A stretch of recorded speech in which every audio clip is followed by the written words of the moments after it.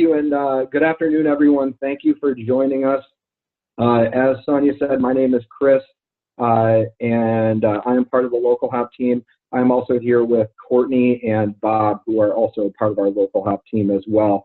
And the focus of this webinar is we really want to show you guys how our system works and answer any questions that you might have. We are very excited about this partnership and the pilot program. You know, we really feel like connecting our communities with the events that are in them is really what we're all about. And so this really just kind of puts everything, this is a perfect example of why we exist. What we're going to be covering today in particular are going to be some of the key features of our system and how they're going to benefit you and your libraries, how to create a profile and an event, how to add registration to an event, how to update the calendar on your Ploud site. So we're going to go in detail and show you how to actually transfer the calendar you create on our software right onto your Ploud website. And then if you run into any roadblocks, we're going to show you some places you can go to get help, because there's lots of avenues that you can approach to get help from both us as well as the folks at Enfold that do the Ploud software. So covering some of the LocalHop features, one of the best things about the LocalHop system is that it doesn't require anybody to have any technological experience. If you've ever used a website, you can use our system. It's all point and click. You know, you type in where you need to type in. It's very easy to use. You follow a basic process that I'm going to show you soon. But we designed it in mind for anyone who might work at a library, no matter if it's the technology director all the way down to, you know, just someone working at the desk. The other thing, something else that's really great about the system is we allow you guys to identify different staff members as having different levels of access in user roles. So you can have a person in charge of, you know, putting people on the guest list, and then you can have a different person in charge of putting things onto the website. So you can break things up really easily and make sure that nobody has more or less access than they need. We offer a couple of different kinds of calendars. We have a library calendar and a community calendar that you guys will be able to take advantage of. The library calendar is something that you would post for just events that are going to happen at the library. And then the community calendar would be a calendar that you can use with other organizations in your community, where they can post things through their their admin portal, and it would go right to your website. And these can be organizations that don't even have their own website. So it's a really advantageous system for especially small businesses in your communities. And then you can organize your events that you post by age or interest group. You can create custom age groups and interest groups. You can color code those. So you can really make it look nice on the website and make it easy for people who are looking for events to find them. And then we also offer event registration where you can do free and paid ticketing. Something else that I didn't put on here, but I just wanted to kind of mention is another great thing about LocalHop is that the things that you post, you have the option to post those so that they go to the LocalHop website. And we have thousands of people who have our application and visit our website that can see in their local areas what's going on. And so you kind of get some free marketing as well for the events that you're posting. Just wanted to call out a few libraries right now that are using the Ploud system that also use us. So Caro District Library, the Putnam in Nashville, Michigan District Library, not Tennessee, and the Lapeer District Library. These are all folks that use ours, and they look great. And you're going to get to see some of those in just a little bit. So now I'm going to introduce you to the LocalHop system. I'm going to switch to my web browser. And what happens is when you become a LocalHop user, you're going to have a username and password that you would log into, and that's going to take you to your admin portal, which is where I'm at right now. That's what you can all see. And everything is outlined on the left-hand side here, where I'm kind of focusing my mouse at. And this is everything that you're going to be doing. Now, one thing I do want to point out, your view would look just a little bit easier than mine because you would not have these bottom things.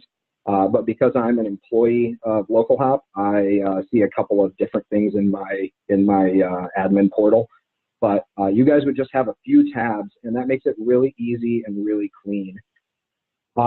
So what we're going to start with here is we're going to start right at the top, and we're going to show you how the profile works and build the profile for the organization, and then we're going to show you how to post.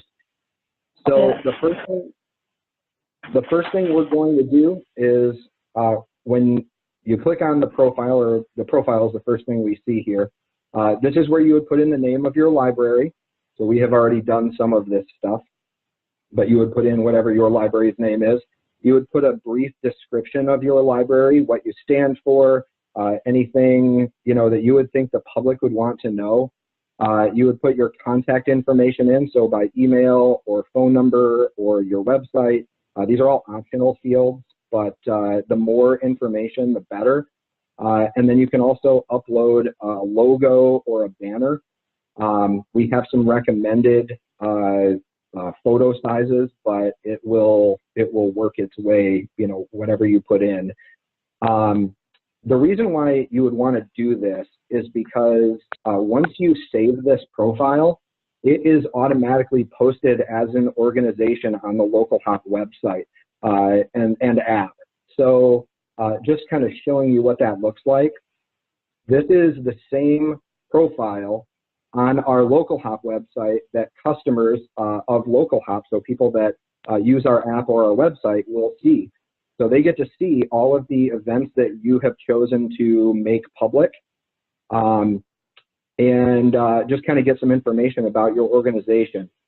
So having that updated is definitely a good thing.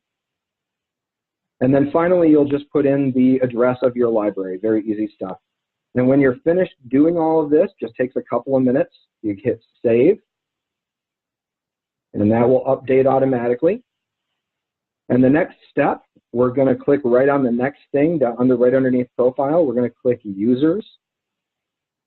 And this is where you're going to add every person that is going to be using your admin portal. So any employee that you have that you want to be able to get in here and do things, you'll want to add them as a user. Adding as a user is very easy. You just put in their first name, their last name, and their email address. When you add them, they're going to get an email asking them to go and create a password, and then they will have access to their admin portal with their specific amount of access that you choose. Access is broken down into a few different ways. You can either be a super admin, which means you can do everything. You can do an admin, which means you can do most things. Staff, meaning some things, and view, meaning no things, almost no things. And there are some rules that you have to follow with these different things in order to get your roles correct for whoever you want.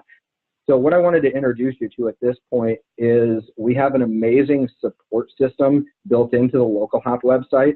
It is right up here at the top, just says support. And this is going to take you to our support page. So right here, you'll see a few buttons on the page. And the two that you will use are going to be help articles and contact us. Contact us basically just sends us a message. So I've actually used this before here, so that's why there's somebody in there already. But you can send us a message and just say, hey, I need help with this. And we will get back to you as soon as possible. One of the things we pride ourselves on is our ability to support well. So when you get to us, we're going to get back to you as soon as we can. But a lot of the things that you might need help with can be self-served, and that's what the help article section is for. We've broken the help article section into frequently asked questions and what I call the user guide. So it's under popular, but this is essentially a step-by-step to everything you might do on our website. And so for this particular one, because we're in user roles, I'm going to click on the user roles getting started here. And this will show us kind of a summary of what the user role is. And then it will tell us what each of these things can do. So obviously view is just pretty much you can read everything. Staff can read most things, but create the guest list, and so on and so forth, all the way up to super admin, who pretty much can do everything. Something that I just thought I'd point out is right at the top here where it says user guide, user roles. This is clickable. This actually opens up to a PDF file to an amazing looking guide that you can actually print out. You could actually make a little binder that says, you know, like a LocalHop user guide, and it would have everything in there. But at the bottom of this user guide for roles, you actually have a chart that you can see very easily who gets what, and it makes your decisions very easy to make. So I just thought I would point this out. This is all part of our support page, and you can see those user guides for every getting started guide there.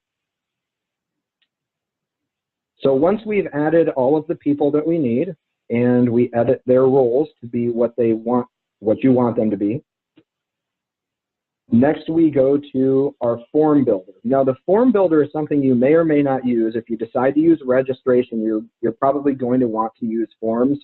How this works is the form is something that you create when you want to get information about the people who are going to register for your event. So, for example, you may be having some kind of a dinner, okay? And when your registration happens, you want to know specifically what those folks want for their dinner. So what you can do is you can make a drop-down box or a text field. Drop-down boxes work really well for stuff like this. But you can make a drop-down box where the person that's filling out the registration form would be able to select what their preferred food choice would be. So that way you have that information right when they register and you don't have to come back around and ask. On the form element builder here, where you're actually completing the forms or completing the new form, the text field is going to be for short sentences. So it would be something that someone could write a very short one-sentence brief comment in. If you need something that's longer, you would want to use the text area button. That would give them a much bigger box that they could use. Drop down is exactly what I was saying here. You could also use a checkbox in this particular sense too. You could put beef, chicken, veggie, and fish, and then they would just put a checkbox next to the one that they want. I have used the drop-down box for this, but that is how the forms work, and you'll see that in just a second once we create an event registration. But once you're done there, you just save, and the form is saved right now. Again, all done online, so you don't have to worry about anything saving to your computer or getting erased if your computer goes down or anything like that. Next, we're going to select where our notifications go to. This is important because when people register for your events, this will be the email address that the registration notification gets sent to. Now, you can go in and view anytime you want who is on the guest list, but this is a good way for you to get notified so you don't have to keep following up on the guest list. Currently, only one email address is supported in this, okay? And the next part here would be age groups. This is where you can select custom or standard age groups to put into your event. So each event is going to have categories for event, like event categories, and then event age groups.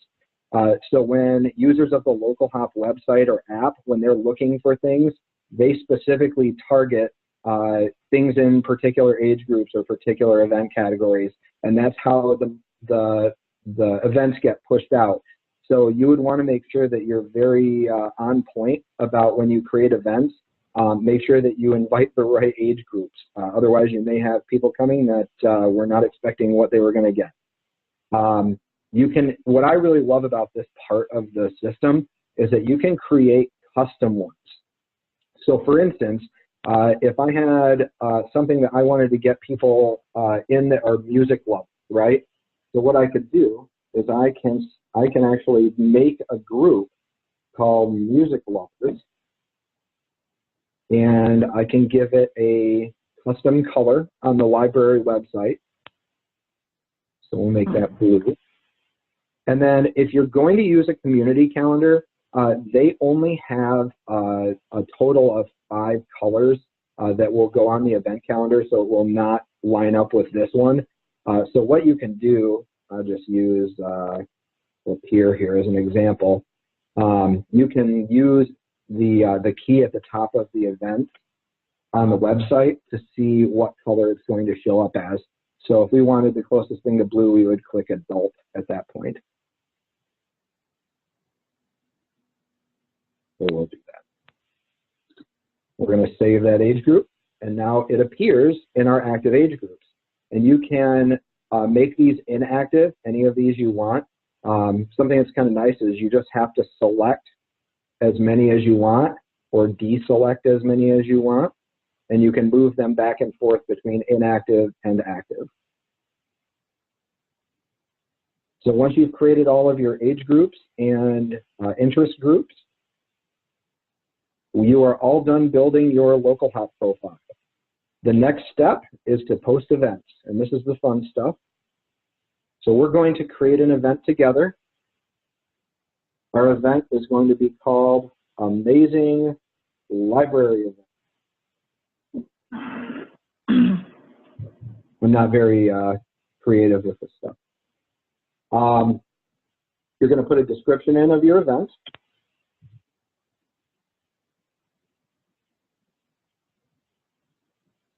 So we are creating only the most amazing library event in the universe.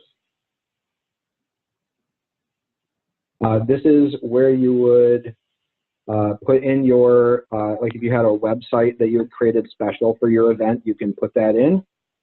You will select whether you only want this to show on your library calendar or if you would like it to go to the LocalHop website and community calendars. So if you only want this on your library calendar, you would select that box. And then you will select your event categories. So we have many event categories, and these are the ones that our users of our LocalHop app and website are asking about, or they're putting in as things that are interesting to them. So we can select several of those and bring them over. And then we'll select our age groups. We can do the same thing over here, or we can select them all. And we want to invite everybody to our event. This is where we would add an image. If you have a poster or an advertisement or anything like that that you wanted to add, you can put that image right here. And then if the event is going to happen outside of your library, you can put whatever address you want in there. Or since our library or our event's going to happen at our library, we're going to use the library's address. So we just select organization venue and it puts that in automatically. We click save. And now our event is created. So now the next thing we have to do is we have to say when the event is. So we're going to add a date and time. You can create repeating events, either daily, weekly, monthly, or yearly. We are going to do just a one-time event. And our event is going to be on the 31st of May. And we're going to make the event time, just a best practice here. You can actually search for the time down here, or you can just type it in. So I'm going to type in 1 p.m. as our start time and 3 p.m. as our end time. and then continue to confirm the date. So it's going to ask you, are you sure you want to do this on Friday, May 31st, 2019? We confirm, and now that's created. At that point, we're able to set up ticketing.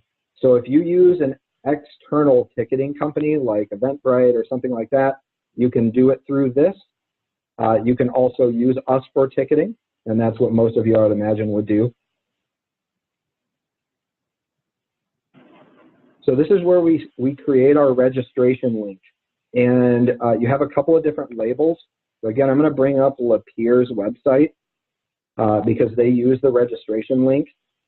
So you guys will see here where it says sign up on some of them and register on some of them. It's all the same thing, but you can tag these differently, and that's where you would have this button label. BNI. And then, so we're going to do register for this particular one. And then we're going to select our food choice form. This is the form that was up there that we had created that asked if people wanted chicken, fish, beef, or veggie. And then we're going to make the capacity of this event, we'll do 20. And then we are going to allow a wait list. Something I did want to mention with waitlisting. So waitlisting is exactly what you would think. Once the event is full, a wait list can be created, and that way, if you have people drop, you can fill people in. If you are charging money for a ticket, you cannot do a wait list. Okay.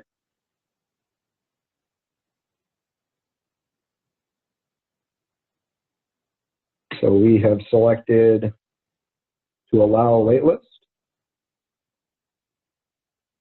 Now we're going to add our ticket types. So we're going to name our ticket General Admission. We will not charge for the ticket. There will be 20 available. And then we are going to do a 4-ticket overflow. So we provide the overflow quantity just in case, let's say there's 18 tickets have already been sold, but there's a family of 4 that wants to go to the show or wants to go to the event. This makes it so that the family can still register, but after that, the event will be filled up. So this way, you don't have somebody that that wants to get a ticket but can't bring their significant other. This will cure all of those issues. And then you can put in your description. Chat.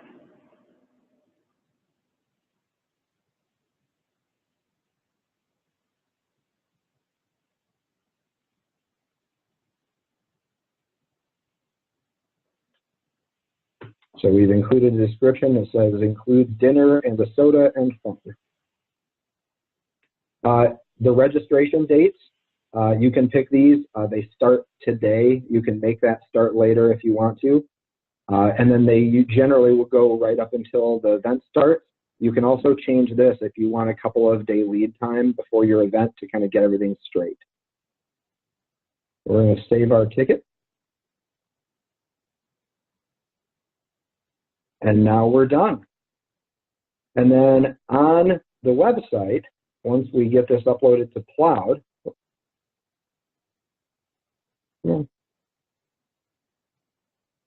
you are going to see the registration link come up on the event calendar, just like we see here. So a couple of things I just thought I'd show you on Lapierre's. If you click on Paint Party for them, their event is filled up, so they have the wait list button now. So we would get on the wait list there instead of actually getting the ticket.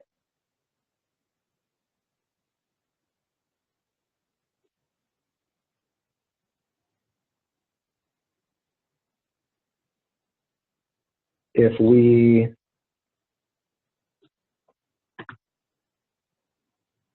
go down to the string art painting and register for that, there are still spots left, so we can register. And we would just select how many tickets we want, and it would take us through the process of getting tickets. The user also, when they register, they have the option to add this to their calendar. So if they use an Outlook calendar or something like that, they can automatically import that event right into the calendar. So now we've created our ticket time, or our ticket types. We've created our event registration. The event is all set. We can see it now on our events calendars right here. So we can see Amazing Library event on the 31st. If we hover over the registration, we can see that there are 20 available and no one has registered.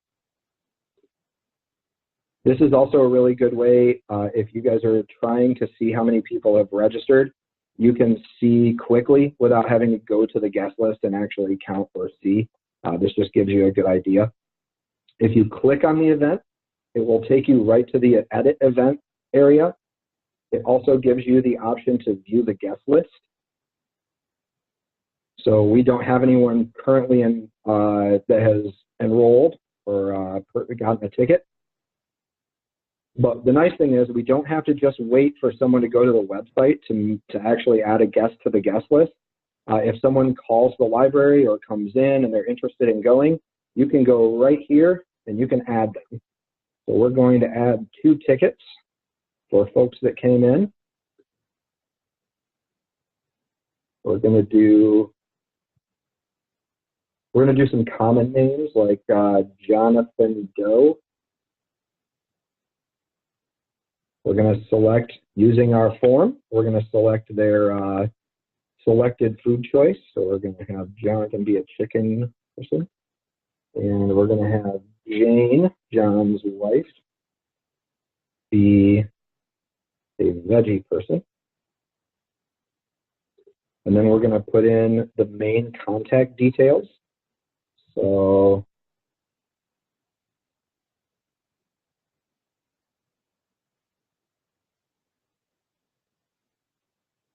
this will send an email to them, so you have to be a little careful here to put in the right email. And then you have to put in their phone number.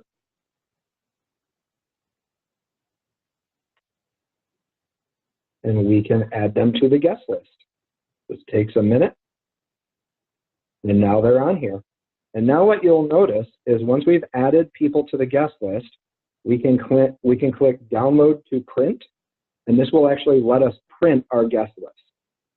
So that way you can have a hard copy if you want to.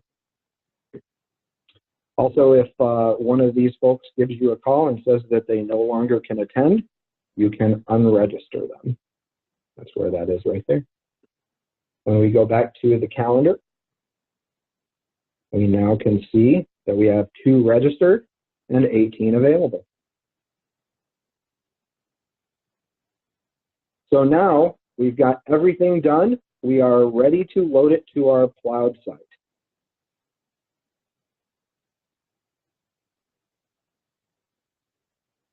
So now we're going to go to, we have a demo Ploud site that was created by Sonia, so thank you for that, Sonia.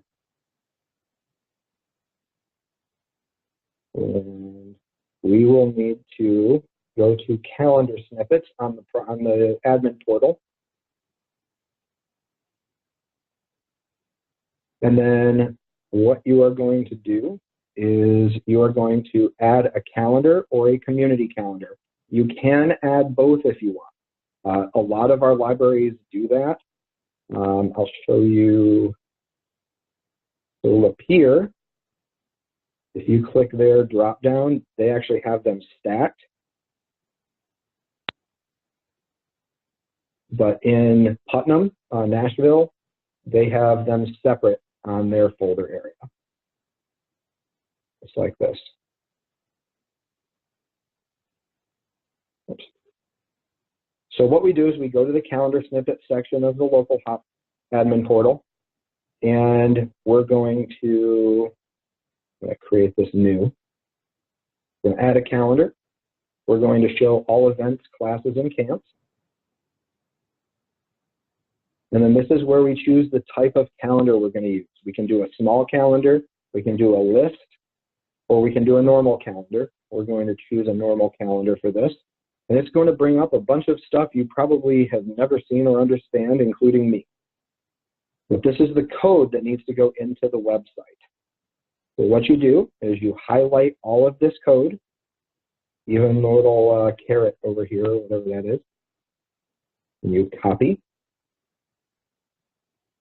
And then we go to the Ploud website.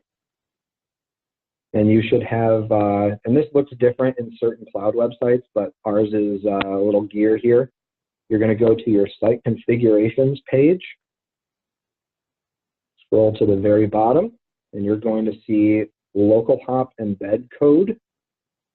We are going to paste what we just copied, just like that. We're going to apply. So the code is uploaded to the website, but now we have to create the calendar. So we're going to go back over here. We're going to go to the part of the options that says root folder contents.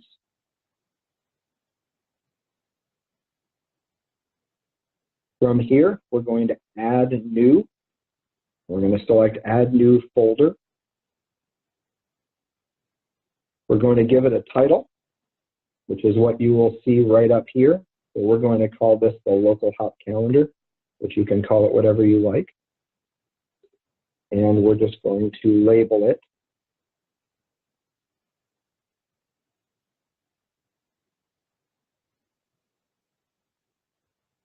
Once you've created the folder, it's a good idea, so you don't have to come back and do it, to publish that. And then we're going to click Add New again and scroll down to the bottom where it says Page. And then in this one, we're just going to put in Calendar. And we just label the summary events. Now the important thing here is you are not going to put anything in here. You are just going to save it. And then you're going to select Display LocalHop Calendar. So there's the calendar. There's our amazing library event. We're going to publish this as well. And then the last step is we're going to go to the LocalHop calendar, select Display, select a content item as default view, and hit Save. Now, when we go to our website home, and we click on the LocalHop calendar, we have our calendar up. And that's all there is to it. It seems more complicated than it is. What we just went through is almost everything you could possibly do in the LocalHop system, and we did it in about 30 minutes. So in my experience, using technology software takes a heck of a lot longer to learn than that. So we are really excited for this. And at this point, that concludes the demonstration, and we would like to see if anybody has questions. Great, thanks, Chris. Yes, there are several questions in the chat queue. Can you reach that? Let me see.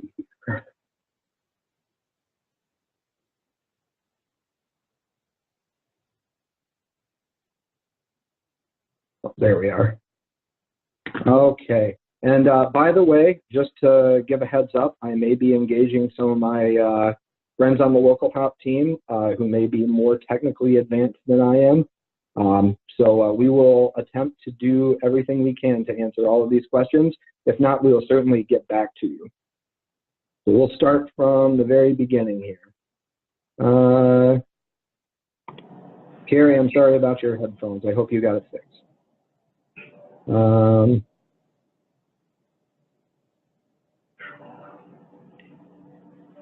Explain the overflow one more time. Yes. So when you are creating, or I'm sorry, when your customers are registering for your event, let's say you've put a limit of 20 tickets on, okay? Once 20 tickets gets hit, they will start to go on the wait list. But let's say there's 18 tickets and that person wants to buy or wants to get 4 tickets. What that does is it gives a little bit of a buffer where you could take 24, but you really only want to take 20. It gives you a little bit of a buffer where you can take a couple of extra people so that the whole family can come. But let's say, for instance, they tried to register 7 people and you had 18. It would not allow them to register all like the 7 people. They would have to bring fewer people.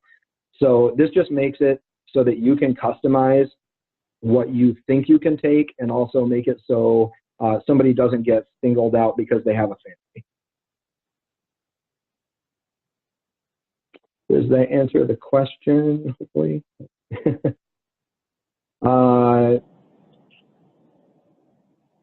Are wait list slots filled automatically should they become available? Bob or Courtney, do one of you guys want to weigh in on that? Sure. Hi everyone, this is Courtney. Yes. So if someone is put on the wait list, we have it automatically refreshes I believe it's every 2 minutes.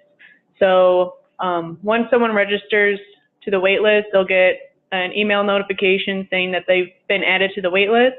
And if a spot becomes available, they will automatically be pushed to the guest list, and then they will get an email notification saying that they have successfully been added to the guest list. Thank you, Courtney. Always coming to my rescue. We currently use the LocalHop and the Ploud calendar. Beautiful. There are 2 different processes. If we begin using the LocalHop calendar, will 2 processes be merged into one? Ploud is made by a different company than we are. So I would say that's probably not something we would do. Do you guys, anybody from my team, have anything different on that? Yeah, hi. This is Bob. Those 2 are completely different. If you load events into the LocalHop portal, those events will not migrate to the Ploud calendar. I would suggest loading all your events into LocalHop and then possibly using the Ploud calendar as a calendar maybe for closings and special announcements and things like that. Great question, though, Teresa. Thank you. Helena, this is cool. This was the part that was holding up after talking to the LocalHop folks. We appreciate that we could, we're glad you're interested. And, we really love that we've been able to integrate this into the Ploud websites. And we think you guys will too. Color question. Sharona, is that something you wanted to actually speak on?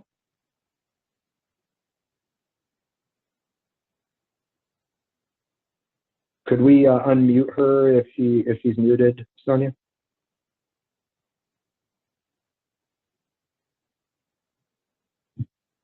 Hi. Hello. Can everybody hear me? We can hear you. Yep, you're unmuted. Hello. Hi. I Hi. feel so powerful right now. So I have a question about the color. It looks awesome on your guys' end, but I don't see it on my end. I know you said something about. So this is Courtney again. Hi. The colors, if you have events that have already been created prior to colors being launched, then they won't have colors associated with them. You can go back to those events and add age groups and therefore add colors. But yeah, I noticed it's a lot of the reoccurring events, so probably ones that I created a long time ago. Yeah, that's probably what it is. Yep. All right, cool. Well, that's cool. It's right before summer reading before I put everything in there, so all the colors will be on there for those. Yep. Very cool. Thank you so much. You're welcome. Thanks, Sharona. Did you guys see my ridiculously long worded one about the wait list? Oh. Oh no, there's a couple questions ahead of me. Sorry, I'll wait my turn. Okay, maybe I haven't gotten there yet. Yeah, Helena, I knew that I was probably going to get something like this. It was something I forgot to do when I capitalized those, so that's my fault. That's we have okay. another webinar. We have another webinar coming up, and I will correct that. I got to be careful with the library people here. We're using my proper grammar and stuff. Has anyone used the calendar as a way to reserve spaces like a community? So it's actually awesome that you mentioned this, because one of the other things that our company does is around room reservation. And we do, that is a whole completely separate part of what we do. And it's a little bit more complicated because there's a lot more that you have to configure before you can do it. But absolutely we do that. And if you are interested, please let us know, because that is something we can definitely help you with. It just isn't something that we thought everybody would need right now. And I'm going to interrupt you for a minute, Chris. The contract for the pilot year does not include room registration. So that's not a feature that the Library of Michigan purchased for the pilot year. Yep. But if you would like it, we can definitely set something up individually with your library. Are you able to move people from registration to waiting lists, even if registration is not full, for reasons that may relate to our registration policies? So if you're not full moving to wait list, I don't believe you can do that. Courtney or Bob, am I right on that? Yeah, that's correct. Right now, we don't really have a way to sort of blacklist people or put them on, I guess, sort of a back burner. But that's something that we have talked about doing, and we can keep you guys updated with our progress on that. Great question. Thank you. Our library system has 5 branches plus a local theater that we own. Can the location of the event include a GPS coordinate link? It does. So all of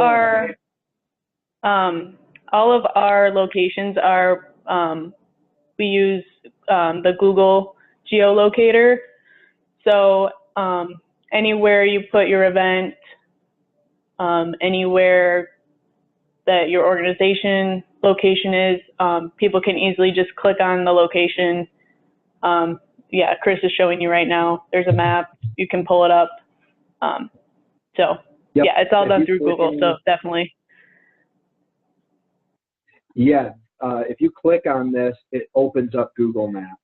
So it's in the LocalHop sites version of the event, which you can get to right from your calendar.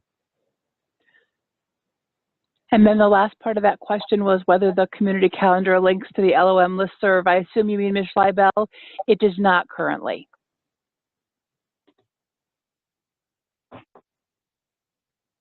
Thank you for answering that, because I would not have understood those, those things. If the program is full, including overflow, one person cancels, the next one on the wait list is a group. Okay, great question. So this is where overflow would come in.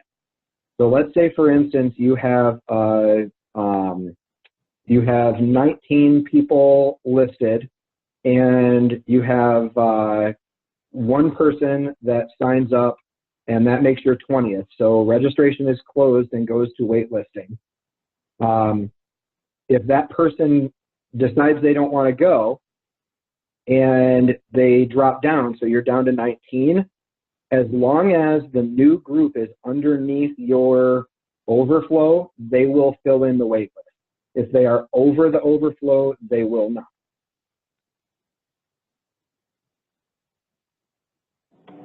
And just to piggyback off of that, that's based on a first come, first served basis. So if there is a group registered that is over, they have over their maximum overflow, then someone below them on the wait list only has one person, that one person would be moved up.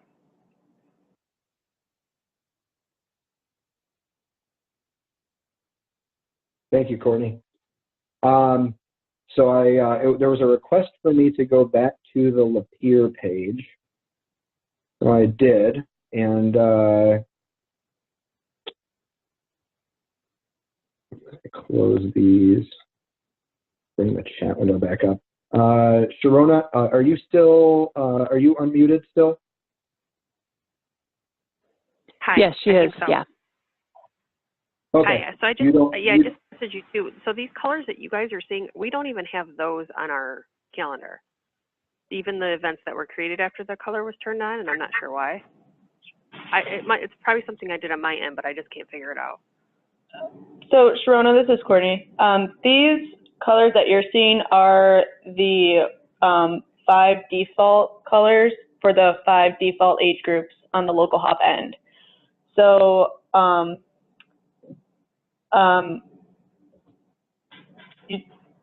if you go online, an email was sent out earlier. I don't know if you got that, but those colors are not editable because of the community calendar roll-up, same as the age groups. So those ones are always gonna be that color. Oh, I'm totally fine with that, but I don't have those. Like, it's not showing on my end. Do you know what I mean? Like the colors that you guys are seeing on your screen, I don't have that on my end of the calendar. What browser are you using, Sharona? I just checked all 3 browsers and none of them are You showing. did? Okay. Yeah. Are you on the end user site or? Did both. I went in admin and I also went just as a patron. And I don't have any of those colors. And when I was playing around with it, and I went in to see if I could, under my profile to see if I could add an age group and do a different color, and it said these are my default ones, but they're not active. And they're all in the active age group, as you can see on your side. When we get off of this, I'll go take a look at that for you. All right, I appreciate it. Yeah.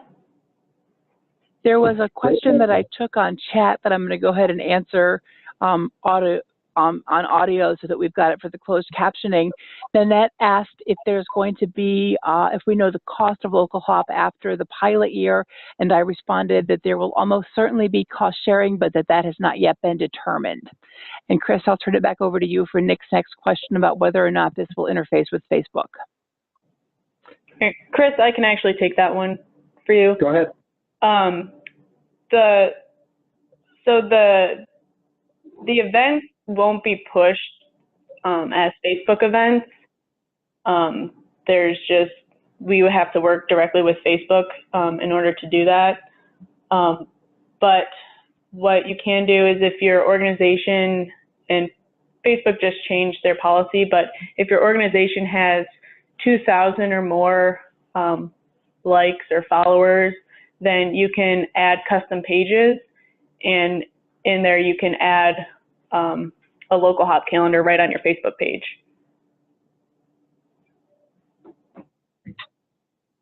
And yeah, the ticket, Sharona, off of your question, the ticket link for LocalHop you can put on Facebook. So if you want to create a Facebook event just to boost on social media, you can use the LocalHop ticketing link just to keep all of your patrons and everyone who registers under the same list.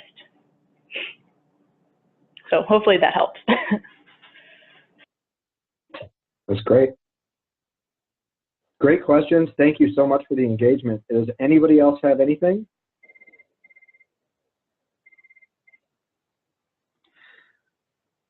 Okay, everyone, this is Sonia. I have turned on the application at michlibrary.org.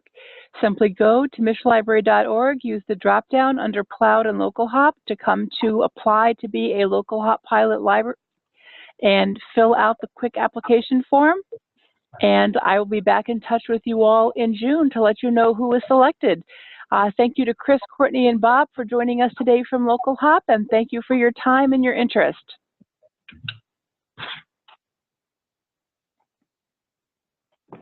Thank you, Sonia. Thank you, everyone. Sonia, thank you, everyone. Yeah, thanks, Sonia. Bye, everybody.